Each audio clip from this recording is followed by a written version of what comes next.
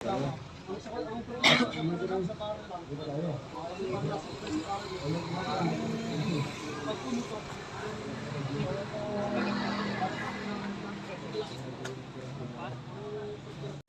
up guys, today's video, welcome to my YouTube channel, Gars TV Vlog. So today guys, nandito ako ngayon sa mga Mayday sa Field Artillery. So nandito, kasama ko sila. Yan naka-pink.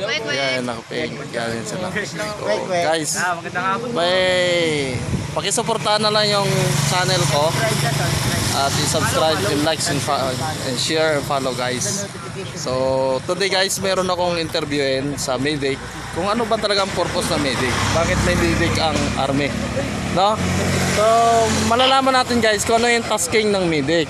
So dito kompleto po kasi ngayon sa CDC. So sir, pwede ba kita may interview sir? Sir, ano ba ang purpose ng Mayday sir? Ba't may mga Mayday sa Philippine Army?